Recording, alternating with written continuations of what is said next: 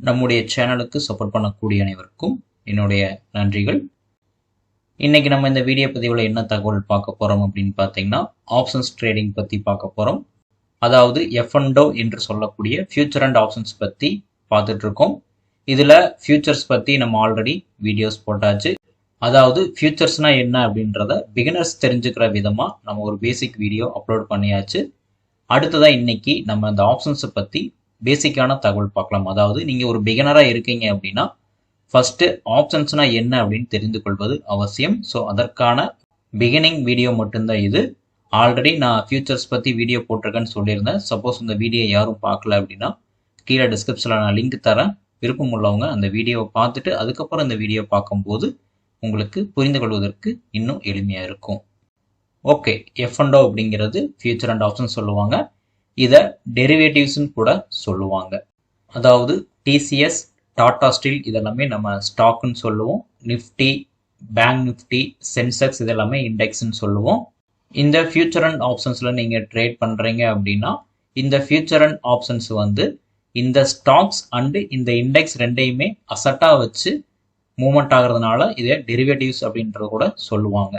அதாவது இந்த ஸ்டாக்ஸில் இருக்கக்கூடிய ப்ரைஸ் மூவ்மெண்ட்டும் அண்டு இண்டெக்ஸில் இருக்கக்கூடிய ப்ரைஸ் மூவ்மெண்ட்டும் பேஸ் பண்ணி நம்ம ட்ரேட்ஸ் எடுத்து ப்ராஃபிட் பண்ண முடியும். ஸோ அதனால் இந்த ஃபியூச்சர் அண்ட் ஆப்ஷன்ஸை டெரிவேட்டிவ்ஸ் அப்படின்னு சொல்லுவாங்க. இன்னும் டீட்டெயில்டாக உங்களுக்கு தெரியணும் அப்படின்னா இந்த வீடியோவை கிளியராக வாட்ச் பண்ணுங்கள், பொறுமையாக வாட்ச் பண்ணுங்கள், உங்களுக்கு இன்னும் கிளியராக புரியும். ஓகே, பெரும்பாலும் இந்த ஃபியூச்சர் அண்ட் ஆப்ஷன்ஸை எதுக்காக பயன்படுத்துவாங்க அப்படின்னு பார்த்தீங்கன்னா ஒரு ஹெட்ஜிங் பர்பஸ்க்கு அதிகமாக பயன்படுத்துவாங்க. இன்னும் சிம்பிளாக சொல்லணும் அப்படின்னா இந்த ஸ்டாக்ஸையோ அல்லது இண்டெக்ஸையோ நம்ம ஓனாக வாங்காமல் இதில் நடக்கக்கூடிய இந்த மூமெண்ட்டை மட்டும் பேஸ் பண்ணி நம்ம ப்ராஃபிட் மேக் பண்ணுறது தான் டெரிவேட்டிவ்ஸ் அப்படின்னு சொல்லுவாங்க. அதாவது நம்ம ஸ்டாக்ஸுகளை பை பண்ணிவிட்டு அதோட மார்க்கெட் ப்ரைஸ் மூவ்மெண்ட் ஆகும்போது நமக்கு ப்ராஃபிட் இன்க்ரீஸ் ஆகும். லாங் டேர்ம் பொறுத்த வரைக்கும் ஒன்லி பையிங் சைடில் மட்டும்தான் ப்ராஃபிட் பண்ண முடியும், செல்லிங் சைடில் ப்ராஃபிட் பண்ண முடியாது. ஆனால் ஃபியூச்சர் அண்ட் ஆப்ஷன்ஸில் இந்த மார்க்கெட் ப்ரைஸ் எந்த சைடில் மூவ்மெண்ட் ஆகும் அப்படிங்கிறத பேஸ் பண்ணி நீங்கள் பையும் பண்ண முடியும், செல்லும் பண்ண முடியும். அதாவது ஓனாக இந்த கம்பெனிகளை இந்த இண்டெக்ஸ்களை வாங்காமலே உங்களுக்கு இந்த சைடில் தான் மூவ்மெண்ட் நடக்கும் அப்படிங்கிறத ப்ரிடிக்ட் பண்ணுறது மூலமாக இந்த ஃபியூச்சர் அண்ட் ஆப்ஷன்ஸில் ப்ராஃபிட் மேக் பண்ண முடியும். அண்டு பெரும்பாலும் இதை யூஸ் பண்ணுறதுக்கான ரீசன் ஒரு ஹெட்ஜிங் பர்பஸ்க்காக தான் யூஸ் பண்ணுறாங்க. ஓகே, எப்படி ஹெட்ஜிங் பர்பஸ்க்காக அப்படின்னு பார்த்தீங்கன்னா லைக் நிறைய எக்ஸாம்பிள்ஸ் எல்லாரும் கேள்விப்பட்டிருப்பீங்க. நம்ம இப்போ ஒரு கார் வாங்குகிறோம். ஸோ அந்த காருக்கு ஏதோ டேமேஜ் ஆச்சு அப்படின்னா அதை கிளைம் பண்ணுறதுக்காக நம்ம என்ன பண்ணுவோம் அப்படின்னா இன்சூரன்ஸ் முன்கூட்டியே நம்ம வாங்கி வச்சுருவோம். அதாவது 10 லட்ச ரூபா ஒருத்துள்ள ஒரு கார் வாங்குகிறோம் அப்படின்னா இந்த கார் ஏதாவது விபத்துக்குள்ளாகிறதுக்கான வாய்ப்புகள் இருக்குது. ஸோ அப்போ அந்த வாய்ப்புகள் நடந்தாலும் நடக்கலாம், நடக்காமே இருக்கலாம். சரிங்களா? இருந்தாலும் நடந்ததுன்னா என்ன பண்ணுறது அப்படின்றதுக்காக நம்ம என்ன பண்ணுவோம் அப்படின்னா ஒரு 20,000 ரூபா 30,000 ரூபா அந்த மாதிரி ஒர்த்துள்ள ஒரு இன்சூரன்ஸை நம்ம வாங்கி வைப்போம். ஒருவேளை விபத்து ஆச்சு அப்படின்னா இந்த அமௌண்ட்டை நம்ம கிளைம் பண்ணிக்குவோம். சப்போஸ் எந்த விபத்தும் ஆகலை அப்படிங்கிற சமயத்தில் இந்த அமௌண்ட் நமக்கு லாஸ் தான். ஓகேங்களா? ஸோ அதே மாதிரி இப்போ நீங்கள் ஒரு ஸ்டாக்கை பை பண்ணுறீங்க, அந்த ஸ்டாக் ஒரு வேளை ட்ரெண்டு சேஞ்ச் ஆகுதுன்னு வச்சுக்கோங்களேன். ஏன்னா லாங் டேர்ம் பொறுத்த வரைக்கும் மார்க்கெட் அப் சைடில் மூவ்மெண்ட் ஆனால் மட்டும்தான் உங்களுக்கு ப்ராஃபிட், டவுன் சைடில் வந்ததுன்னா லாஸ் ஆகும். ஒருவேளை இந்த கம்பெனி ஏதாவது ஒரு ரீசன்னால கீழே இறங்க போகுது அப்படின்னு தெரியுதுன்னு வச்சுக்கோங்களேன். அந்த மாதிரி டைமிங்கில் நீங்கள் ஒரு ஃபியூச்சரோ அல்லது ஆப்ஷன்ஸோ வாங்குவதன் மூலமாக அந்த ஸ்டாக் இறங்கும் போதும் நீங்கள் ப்ராஃபிட் பண்ண முடியும். அதாவது இந்த லாங் டேர்மில் நீங்கள் வச்சிருக்க ஸ்டாக்ல ஆகக்கூடிய லாஸை சரி கட்டுவதற்காக இந்த ஃபியூச்சர் அண்ட் ஆப்ஷன்ஸை நீங்கள் பயன்படுத்தி கொள்ள முடியும். ஓகே, இப்போ உங்களுக்கு கிளியராக புரிஞ்சிருக்கும் அப்படின்னு நினைக்கிறேன். இப்போ நம்ம ஒரு ஆப்ஷன்ஸ் கான்ட்ராக்டை எப்படி ஆட் பண்ணணும் அப்படிங்கிறத பார்த்துடலாம். ஒரு ஃபியூச்சர் கான்ட்ராக்டை எப்படி ஆட் பண்ணணும் அப்படின்றத நம்ம லாஸ்ட் வீடியோவில் பார்த்தோம். இப்போ ஆப்ஷன்ஸ் கான்ட்ராக்டை எப்படி ஆட் பண்ணணும் அப்படின்னா உதாரணத்துக்கு இப்போ நான் டிசிஎஸ் கம்பெனியோட சார்ட் ஓப்பன் பண்ணுறேன். ஓப்பன் பண்ணிவிட்டு டேட் டைம் ஃப்ரேமில் வச்சுக்கிறேன். இப்போ உதாரணத்துக்கு இந்த ஸ்டாக் 3,000 ரூபா கிட்ட இருக்குதுன்னு வச்சுக்குவோம். இந்த ஸ்டாக் 3,000 இருந்து 2,000 வரைக்கும் இறங்க போகுது. மேபி 1 மந்த்துக்குள்ளேயோ அல்லது 2 மந்த்துக்குள்ளே இறங்க போகுது அப்படின்னா நான் அதை பேஸ் பண்ணி ஒரு கான்ட்ராக்ட் வாங்கிக்க முடியும். அதாவது இப்போ 2,000 பாயிண்ட் கீழே இறங்கும் அண்டு இந்த ஒரு 1 மந்த்துக்குள்ளே இறங்குமா அல்லது 2 மந்த்துக்குள்ளே இறங்குமான்றதை பேஸ் பண்ணி நீங்கள் இப்போ இது மார்ச் மந்த் அப்படின்னா ஏப்ரல் மந்தோட கான்ட்ராக்டோ அல்லது மே மந்தோட கான்ட்ராக்டோ நீங்கள் தாராளமாக வாங்கி கொள்ள முடியும். இப்போ உதாரணத்துக்கு நான் ஆட் பண்ணுறேன். நீங்கள் வாட்ச் லிஸ்ட்டில் போயிட்டு டிசிஎஸ் அப்படிங்கிறத டைப் பண்ணிக்கோங்க. நீங்கள் என்ன எக்ஸ்பெக்ட் பண்ணுறீங்க அப்படின்னா மார்க்கெட் வந்து 2000 வரைக்கும் கீழே போகும் அப்படிங்கிறத எக்ஸ்பெக்ட் பண்ணுறீங்க. இந்த இடத்துல சிஇபிஇன்னு இருக்கும். சிஇ அப்படிங்கிறது கால்னு சொல்லுவாங்க. அதாவது மேலே போகும்னு எதிர்பார்த்தீங்கன்னா தான் நீங்கள் அதை வாங்கணும். பிஇ அப்படிங்கிறது வந்து புட்டுன்னு சொல்லுவாங்க. மார்க்கெட் கீழே போகுதுன்னு எதிர்பார்க்குறீங்க அப்படின்னா நீங்கள் பிஇ தான் வாங்கணும். இப்போ இந்த இடத்துல மார்ச் மந்த்து, ஏப்ரல் மந்த்து, மே மந்தோட கான்ட்ராக்ட் எல்லாமே இருக்கும். நான் 3மே ஆட் பண்ணி உங்களுக்கு காட்டுறேன். ஓகே, இந்த டிசிஎஸ் கம்பெனி நான் 3000 ரூபாய்க்கு வாங்கியிருக்கேன். 3000 ரூபாயில இருந்து மேபி 1 or 2 மந்த்துக்குள்ள 2000 ரூபா வரைக்கும் போகும் அப்படிங்கிறத நான் ப்ரிடிக்ட் பண்ணுறேன் அப்படின்னா இந்த டைமிங்கில் நான் என்ன பண்ணணும் அப்படின்னா டிசிஎஸ் 2000 புட்டோட ஸ்ட்ரைக் ப்ரைஸை நான் பை பண்ணிக்கணும். மேபி வந்துட்டு நீங்கள் ஏப்ரல் மந்தோ இல்லை மே மந்தோடது கூட நீங்கள் தாராளமாக வாங்கிக்கொள்ளலாம். இப்போ மே மந்தோடது 2000 புட்டு வந்து நான் பை கொடுத்தேன் அப்படின்னா எனக்கு எவ்வளோ அமௌண்ட் காட்டுது அப்படின்னு பார்த்தீங்கன்னா 1200 ரூபா மட்டும்தான். குவான்டிட்டி பார்த்தீங்கன்னா 175 குவான்டிட்டி. அதாவது டிசிஎஸ் நீங்கள் ஒரு 175 குவான்டிட்டி வாங்குறீங்க அப்படின்னா 4 லட்ச ரூபா வரைக்கும் உங்களுக்கு தேவைப்படுது. ஸோ 4 லட்ச ரூபா ஒர்த்துள்ள ஒரு கம்பெனிக்கு நீங்கள் ஒரு 1000 ரூபாயோ உள்ள ஒரு 5000 ரூபாய்க்கோ 10,000 ரூபாய்க்கோ மதிப்புள்ள ஒரு ஆப்ஷன்ஸ் கான்ட்ராக்ட் வாங்கி ஹெட்ஜ் பண்ணும்போது உங்களுடைய பொசிஷன் ரொம்ப சேஃபாக இருக்கும். அல்லது உங்கள் பொசிஷனில் ஏற்படக்கூடிய அந்த லாஸை வந்து இந்த ஆப்ஷன்ஸ் கான்ட்ராக்ட் மூலமாக நீங்கள் ரெக்கவர் பண்ண முடியும். பெரும்பாலும் இந்த ஃபியூச்சர் அண்ட் ஆப்ஷன்ஸ் கொண்டு வரப்பட்டதுக்கான ரீசன் இதுதான்.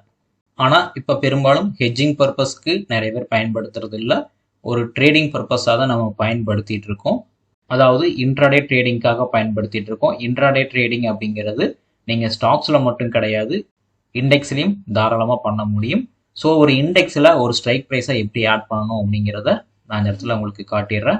உதாரணத்துக்கு நான் நிஃப்டியோட சார்ட் எடுத்துக்கிறேன். நிஃப்டி வந்து ஒரு 1 hour டைம் ஃப்ரேமில் நான் வச்சுருக்கேன். இப்போ மார்க்கெட் ப்ரைஸ் என்னன்னு பார்த்தீங்கன்னா 23,100 இருக்குது.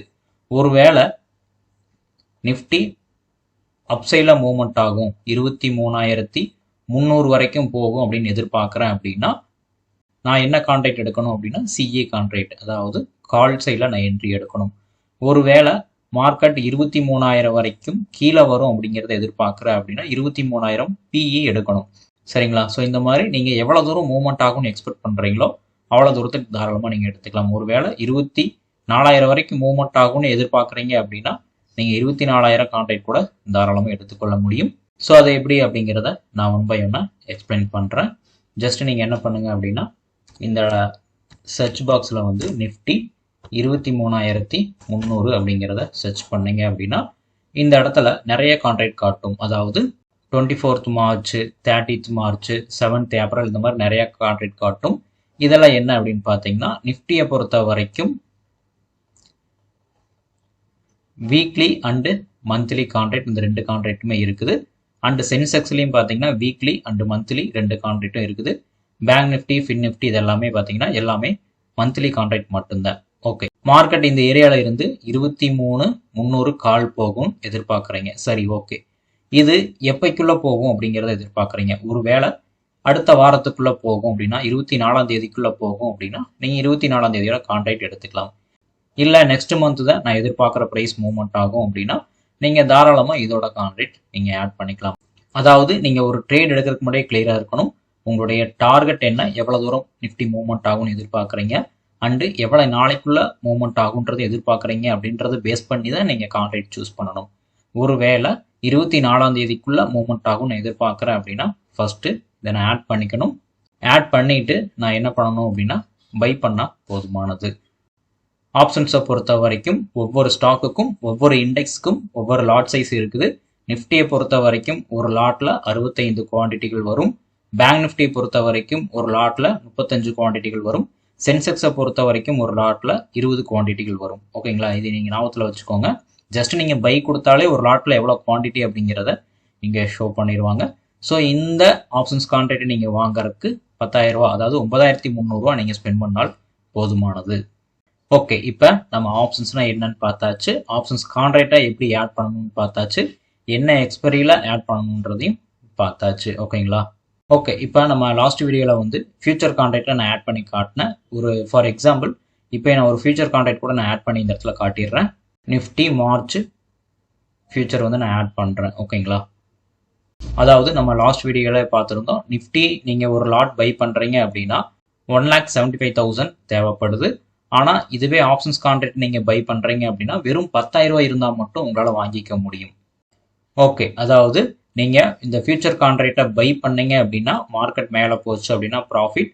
இந்த ஃபியூச்சர் கான்ட்ராக்டை செல் பண்ணுறீங்க அப்படின்னா மார்க்கெட் டவுன் சைடில் வந்தது அப்படின்னா உங்களுக்கு ப்ராஃபிட். ஓகே, இப்போ ஃபியூச்சரில் வந்துட்டு அதிகமான மார்ஜின் தேவைப்படுறதுக்கான ரீசன் என்ன, ஆப்ஷன்ஸை பொறுத்த வரைக்கும் கம்மியான மார்ஜின் தேவைப்படுறதுக்கான ரீசன் என்ன அப்படின்றத நம்ம பார்க்கலாம். ஃபியூச்சர்ஸை பொறுத்த வரைக்கும் நீங்கள் மந்த்லி கான்ட்ராக்ட் மட்டும்தான் வாங்க முடியும், வீக்லி கான்ட்ராக்ட் கிடையாது. ஆப்ஷன்ஸில் மந்த்லி அண்ட் வீக்லி 2 கான்ட்ராக்டும் இருக்குது. இப்போ உதாரணமாக ஆப்ஷன்ஸும் சரி ஃபியூச்சரும் சரி நீங்கள் மந்த்லி கான்ட்ராக்ட் வாங்குறீங்கன்னு வச்சுக்கோமே, இதில் ஒரு ப்ரைஸ் மூவ்மெண்ட் ஆகுது, அதாவது நீங்கள் எதிர்பார்க்குற டார்கெட் மூவ்மெண்ட் ஆகுது அப்படின்னா உங்களுக்கு எதில் அதிகப்படியான ப்ராஃபிட் வரும் அப்படின்னு பார்த்தீங்கன்னா கிட்டத்தட்ட ரெண்டுலையுமே ஈக்குவல் ப்ராஃபிட் தான் வரும். அதாவது இன்னும் கிளியராக சொல்ல போனோம் அப்படின்னா நீங்கள் இதில் 2 லட்சம் ரூபா இன்வெஸ்ட்மெண்ட் பண்ணி எடுக்கக்கூடிய ப்ராஃபிட்டை வெறும் 10,000 ரூபா இன்வெஸ்ட்மெண்ட் பண்ணிட்டு இந்த ஆப்ஷன்ஸ் கான்ட்ராக்டில் இதே ப்ராஃபிட்டை நீங்கள் இந்த ஆப்ஷன்ஸ் கான்ட்ராக்டில் எடுக்க முடியும். சரி, ஓகே, இந்த மாதிரி ஒரு ஆப்ஷன் இருக்கும்போது எல்லாரும் ஃபியூச்சர்ஸை காட்டிலும் ஆப்ஷன்ஸில் தானே ஆர்வம் காட்டுவாங்க அப்படின்ற மாதிரி நீங்கள் கேட்கலாம். தாராளமாக எல்லாரும் ஆப்ஷன்ஸில் தான் வந்து ஆர்வம் காட்டுவாங்க. ஆனால் இதில் இருக்கக்கூடிய ஒரே ஒரு ரிஸ்க் என்ன அப்படின்னு பார்த்தீங்கன்னா டைம் வேல்யூ. டைம் வேல்யூ அப்படிங்கிறது என்னென்னா ஒன்றும் கிடையாது. இப்போ நம்ம டார்கெட் வந்து 23,300 வரைக்கும் போகும்னு சொல்லியிருந்தோம். இப்போ இந்த ஒரு ஏரியாவில் இருந்துட்டு சீக்கிரமாக இந்த லெவலை ரீச் பண்ணிருச்சு அப்படின்னா உங்களுக்கு 2 சைடுமே நல்ல ப்ராஃபிட் வரும். ஒருவேளை இங்கிருந்து மேலே கீழே மூவ்மெண்ட் ஆகிட்டு, அதாவது ஒரு கன்சல்டேட் மாதிரி போயிட்டு அதுக்கப்புறமா இப்படி ஸ்டெப் பை ஸ்டெப்பாக வந்து இந்த லெவலை ரீச் பண்ணுதுன்னு வச்சுக்கோங்களேன். இந்த மாதிரி வர்ற டைமிங்கில் என்ன ஆகும் அப்படின்னா ஃபியூச்சரில் வந்துட்டு ஒரே கேண்டிலில் இந்த 100 பாயிண்ட் மூவ்மெண்ட் ஆனாலும் சரி, அல்லது இன்னொரு 4-5 நாள் கழிச்சு இந்த லெவல் போய் ரீச் ஆனாலும் சரி, உங்களுக்கு ப்ராஃபிட் என்னவோ அதே ப்ராஃபிட் தான் வரும். ப்ராஃபிட்டில் எந்த வித்தியாசமும் கிடையாது.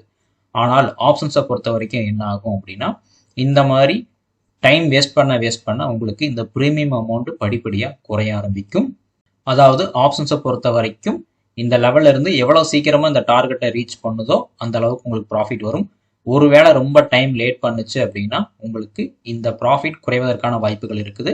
அண்ட் அதர்வைஸ் வந்து நீங்கள் 24ஆம் தேதிக்குள்ளே இந்த லெவல் ரீச் பண்ணலை அப்படிங்கிற சமயத்தில் நீங்கள் இன்வெஸ்ட்மெண்ட் பண்ண இந்த அமௌண்ட் வந்து மொத்தமும் லாஸ் தான் ஆகும். ஓகே, அதனால தான் பார்த்தீங்கன்னா ஃபியூச்சர்ஸை விட ஆப்ஷன்ஸில் வந்து ரிஸ்க் அதிகம்.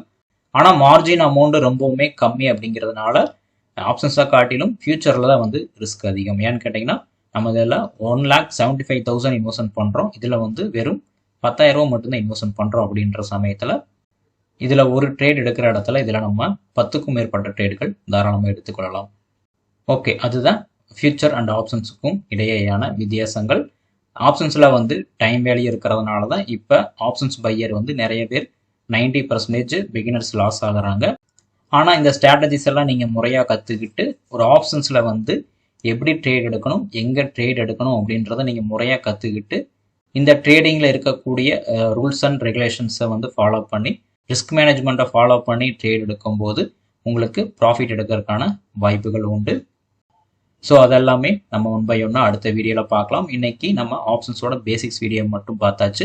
இன்னும் ஆப்ஷன்ஸில் பார்த்தீங்கன்னா ஆப்ஷன் செயின் பற்றி நம்ம பார்க்கணும், இந்த மணி அடுத்த மணி அவுட் ஆஃப் த மணி இதை பற்றிலாம் டீட்டெயில்டாக பார்க்கணும்.